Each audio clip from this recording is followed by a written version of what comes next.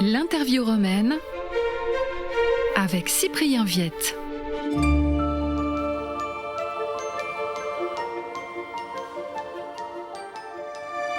Hélène Detombe, bonjour, vous êtes française, attachée de presse de la librairie éditrice Vatican, responsable des relations et des événements avec les auteurs. Vous avez auparavant travaillé pour Radio Vatican, nous allons y revenir longuement, mais tout d'abord, est-ce que vous pouvez nous raconter votre parcours? Qu'est-ce qui vous a conduit vers le Vatican après une formation dans le domaine de la publicité, je crois?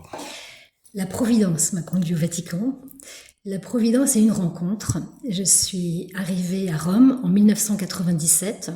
Je travaillais donc, vous venez de le dire, dans la communication et je recherchais du travail à Rome dans le monde de la communication. Et je suis allée à la rencontre de Romilda Ferrotto, rédactrice en chef de la section francophone de Radio Vatican à l'époque, pour discuter avec elle et qu'elle puisse me donner des conseils et éventuellement m'indiquer des personnes qui travaillent dans la communication à Rome et qui sont francophones. Je suis allée la rencontrer à Palazzo Pio, nous avons discuté, elle m'a posé beaucoup de questions sur mon parcours, elle m'a beaucoup écoutée.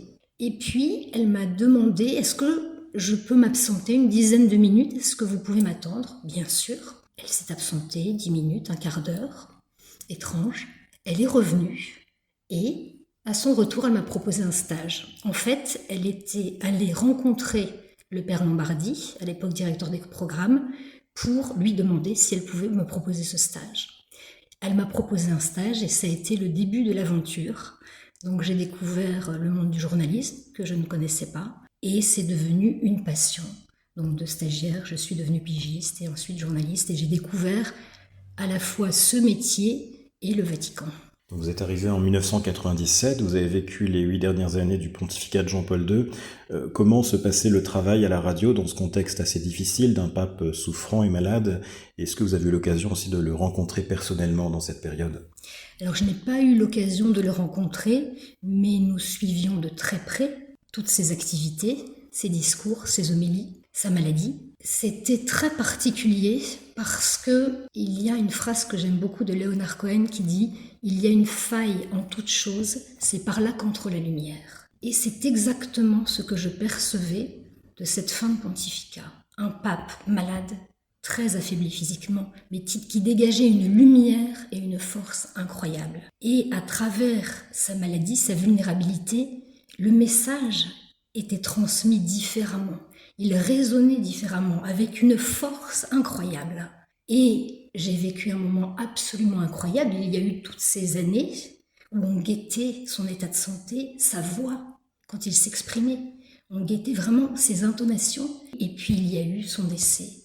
Et ces millions de personnes qui sont arrivées à Rome pour le saluer. Et c'était un moment absolument extraordinaire. Le Vatican est devenu vraiment un monde en soi. Tout le quartier était bouclé. Et ces files inouïes de fidèles qui défilaient pour venir rendre hommage à ce pape, à leur pape. Donc j'ai eu cette chance de vivre ce moment. J'étais arrivée finalement depuis quelques années, mais absolument exceptionnel. Donc vous avez ensuite vécu intégralement à Radio Vatican le pontificat de Benoît XVI, qui connaissait bien la radio, qui avait été collaborateur de la section allemande. Comment avez-vous vécu cette relation particulière avec Benoît XVI durant ces 8 années de 2005 à 2013? Très très belle relation. Et en même temps, une complexité, parce que Benoît XVI, ses discours, ses homélies étaient d'une épaisseur incroyable, d'une profondeur incroyable, et le défi était de rendre accessible aux auditeurs, aux lecteurs, ce qui concerne Internet, le contenu de ces messages et ces discours, ces homélies étaient très articulés. Donc en fait, il y avait cette difficulté de synthétiser, de résumer et de rendre accessible mais sans perdre la profondeur. Et j'ai un souvenir magnifique aussi, c'est la visite de Benoît XVI à la radio à Palazzo Pio. Benoît XVI avait cela d'extrêmement puissant. Il avait une capacité d'être tout à l'autre.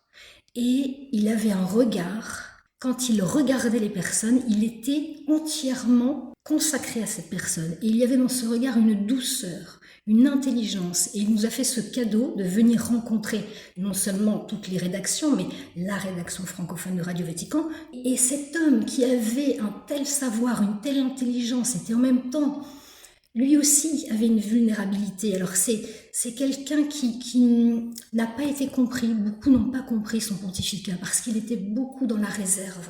Ça n'était pas un homme de communication. Donc beaucoup n'ont pas fait l'effort, j'ai envie de dire, d'aller à sa rencontre et à la rencontre de ses textes, de la profondeur de ce qu'il pouvait dire.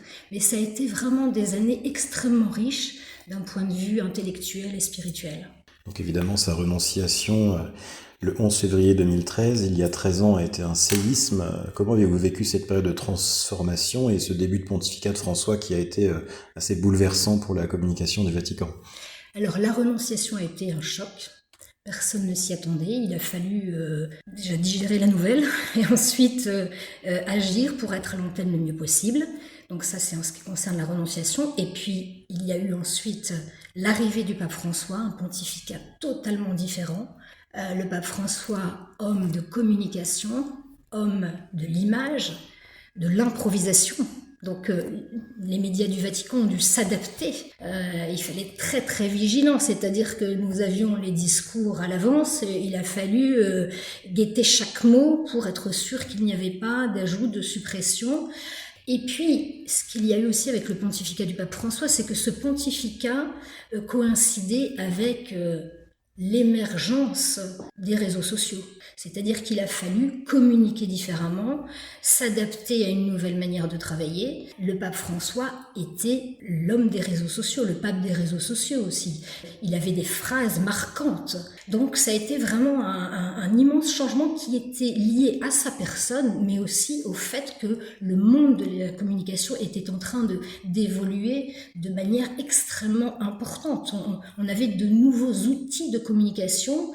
On n'avait pas le choix, il fallait les utiliser, il fallait être là, il fallait être présent. Donc il y avait vraiment ce défi. Et donc de 2017 à 2021, vous avez pris la responsabilité de la section française de Radio Vatican. Quels souvenirs gardez-vous de cette période et quelles ont été vos priorités dans ce travail, dans cette tâche difficile ? C'était une tâche à la fois passionnante et complexe, puisqu'en fait, je suis devenue responsable de la section francophone de Radio Vatican au début de la réforme. Donc une réforme est toujours un moment compliqué.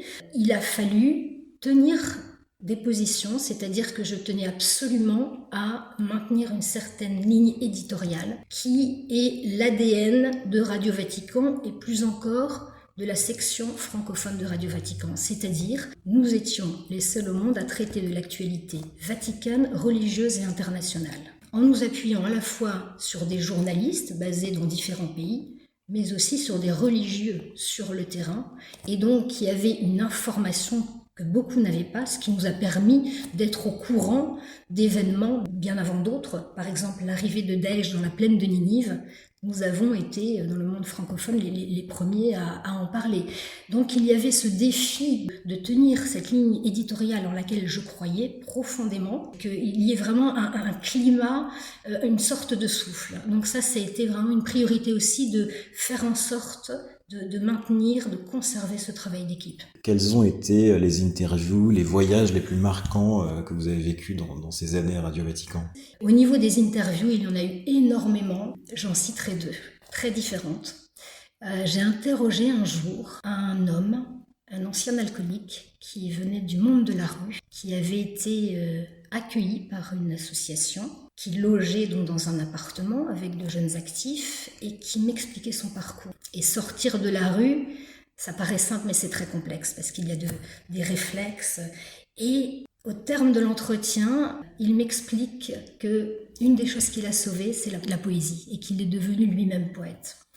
Et ce témoignage vraiment m'a beaucoup touchée et j'étais fière que l'on puisse donner la parole à une personne telle que cet homme finalement qui s'est senti pendant des années moins que rien, il le disait lui-même, et puis qui me parle de poésie, me dit qu'il a fini par écrire de la poésie. Et puis une autre rencontre magnifique avec monsieur Edgar Morin, que j'ai eu la chance d'aller rencontrer à la Villa Médicis. C'était juste après la crise du coronavirus, nous avions parlé justement de l'après. Et puis, il m'a lui aussi parlé de poésie, et notamment de la poésie de la vie et du temps, de prendre le temps, d'observer le vent dans les feuilles, les vagues, écouter une symphonie. Et ça m'a beaucoup questionné sur notre rapport au temps. notamment en tant que journaliste. Et c'est vrai que dans le brouhaha actuel, on travaille beaucoup dans l'urgence et c'est toujours plus, justement, maintenant avec ces médias qui se sont multipliés, l'importance de savoir s'arrêter. Et finalement, c'est quand on parvient à s'arrêter que naissent les idées, que naissent les projets. Vous avez anticipé une transition poétique vers votre responsabilité actuelle au sein de la librairie éditrice Vaticane. Est-ce que vous pouvez nous expliquer un petit peu ce travail et comment l'objet, l'outil livre reste central pour faire comprendre le magistère au public? Donc je suis passée du monde du journalisme au monde de l'édition, ce qui a quand même été un changement. Je suis amoureuse des mots, amoureuse du français, donc la transition n'a pas été trop difficile. Et ce qui m'a attirée dans ce changement et le fait d'intégrer la librairie Editrice Vaticana, c'est le contact avec les auteurs, c'est-à-dire comprendre finalement ce que signifie l'écriture, être un peu dans les coulisses, pouvoir discuter avec les auteurs parce que lors des déplacements, je passe du temps avec les auteurs et qu'ils puissent m'expliquer un petit peu pourquoi ce livre est né. Ça avait tout son sens finalement de passer du journalisme au monde de l'édition. Le lien était l'écriture, les mots. Donc tout cet aspect-là, je pense, est important et c'est vrai que le défi, c'est comment toucher le public. Actuellement, il y a un grand intérêt puisque nous sommes au début d'un pontificat. Il va y avoir la sortie au printemps d'un livre qui s'appelle Liberi sotto la grazia, libre sous la grâce, à l'occasion du premier anniversaire du pontificat de Léon XIV. Il a été annoncé au salon de Francfort.